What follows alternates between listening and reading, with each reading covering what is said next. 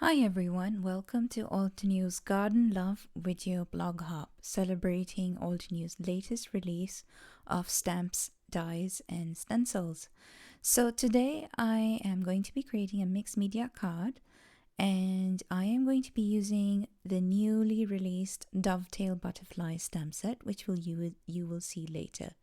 So I'm taking the Alphabet Stencil and I'm roughly applying some embossing paste through the stencil with a palette knife and just making sure that I'm feathering the embossing paste along the edges.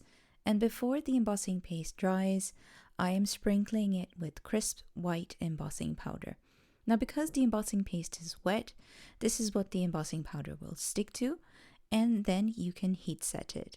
Now, I'm doing this because it gives a nice shiny white surface on top of the embossing paste, but it will also act as a resist surface. So because embossing powder is made of plastic, so it will resist any ink mediums that I add on top.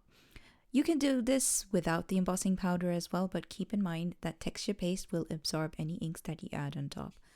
Now I'm taking Turquoise watercolor brush marker from the Tropical Fiesta set. You can use the re-inker, which is available individually as well instead. But I just absolutely adore this color, this bright blue against that white. It kind of reminds me of Greece and Santorini, which was our very first holiday together. And what I'm doing is I spritzed my watercolor panel with water first, and then I dripped the watercolor marker on top, and then I am drying it. And you saw me dabbing some of the ink off the edges of the cardstock panel. And then what I'm doing in between each inking layer is I am drying it with a heat tool to make sure that the colors don't get too muddy. And I'm taking the same marker and I'm adding some some splatters with the marker, and then drying it, and then adding some more splatters with jet black spray as well, and then drying this, and then adding more splatters with white as well.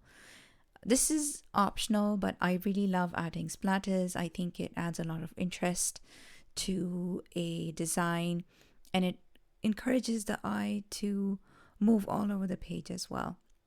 And I added some splatters with antique gold spray as well.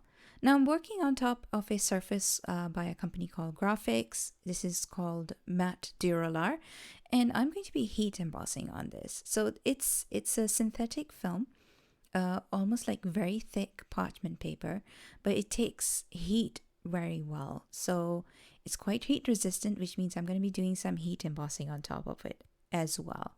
So I stamped it with obsidian pigment ink, and because pigment ink stays wet for longer, I sprinkled it with translucent pearl embossing powder and clear embossing powder because I wasn't really sure which butterfly I wanted to use.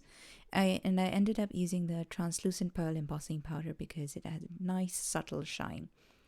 And then what I'm doing is I am die cutting the butterflies out with the matching die set as well. And I don't mind having two butterflies because then I've got one that I can use on another project.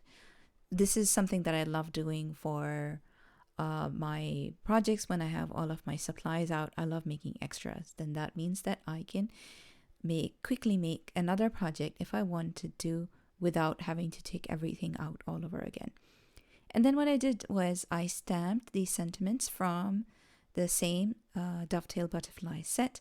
I love that this butterfly set has both the British English spelling and the American spelling of the word favorite. I mean, it's things like that that make you realize how much thought goes into creating these stamp sets. It's like, because I live in the UK and obviously I spell favorite with O and U.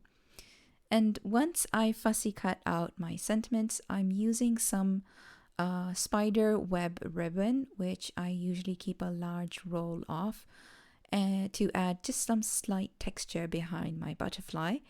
And I'm taking some metallic thread from the metallic thread set. This is by Altenew as well.